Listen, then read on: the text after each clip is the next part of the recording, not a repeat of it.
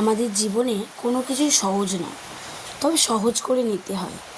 যে সংসারটা দেখলে মনে হয় সত্যি তারা কত সুখে আছে, কত সুন্দরভাবে একসাথে আছে, কিন্তু এই সুন্দর থাকার পিছনে অনেক গল্প আছে। সুন্দরটা একদিনে হয় না, সুন্দরটা করে নিতে হয়। সব জায়গাতেই ভালো মন্দ মিশিয়ে সব কিছু আছে। শুধু ভালোটা আছে মন্দটা নেই এমনটা কিন্তু না, মন্দটাও ছিল বা আছে, কিন্তু তারই মধ্যে সেই পরিস্থিতির মধ্যে দিয়েও নিজেকে মানিয়ে নিতে হয়। মানিয়ে নিতে পারলে জীবন সুন্দর। যতক্ষণ না তুমি কোনো কিছুতে মুখ খুলবে ততক্ষণ তোমার মতো লক্ষ্মী বউ একটাও থাকবে না, কিন্তু যখনই তুমি মুখ খোলা শিখে যাবে তখনই তোমার মতো ঝগড়ুটে অলক্ষণে মানুষ একটাও থাকবে না। কিন্তু সেই অশান্তি করে যদি সব কিছু পাওয়া যেত তাহলে তো আর কিছুই হতো না এতদিনে। তার থেকে যতটুকু পারা যায় একদম দম আটকে না আসা পর্যন্ত যতটা মানিয়ে নেওয়া যায় ঠিক সেইভাবে মানিয়ে নিয়ে লড়াই করে এক প্রকার বেঁচে থাকতে হয় সবাইকে। জীবন যুদ্ধে লড়াই করতে পারলেই তুমি জয়ী, কিন্তু সেই মাঠ ছেড়ে বেরিয়ে এলে কোনোদিনই তুমি জয়ী হতে পারবে না। তোমাকে মাঠে নামতে হবে যুদ্ধ জেতার জন্য, যুদ্ধে হারার জন্য না। দেখো, ভালো মন্দ উভয়ই থাকে।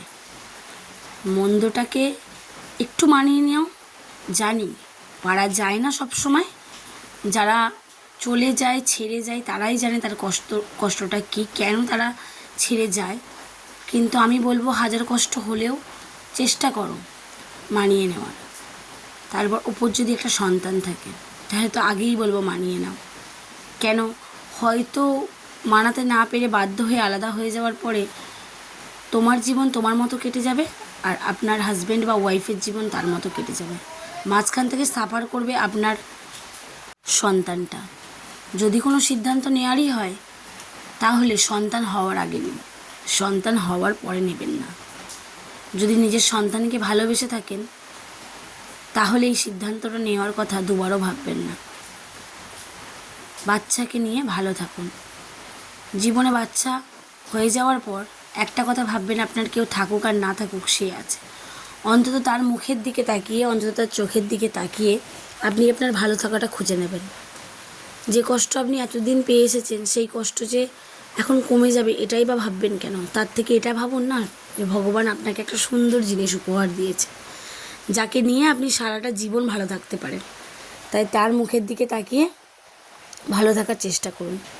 আর সবাই বলে সুখ একদিন আসে, হ্যাঁ সুখ আসে ঠিকই, কিন্তু সুখ আসার আগের কষ্টটা অনেকটা, যেটা কেউ দেখে না। সুখের টাইমটা সবাই দেখে যে সে কত সুখে আছে, কিন্তু সুখের আগের ঘটনা কিন্তু কেউ জানে না। তাই একটু মেনে নিতে পারলে আর মানিয়ে নিতে পারলে জীবনটা সুন্দর। জানি সবাই সবটা পারে না, কিন্তু আমি বলবো চেষ্টা করো। চেষ্টা করলে সব কিছু হয়।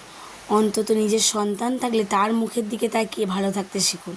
ব্যাস, আর কিছু লাগবে না, জীবন তাহলেই সুন্দর হয়ে যাবে।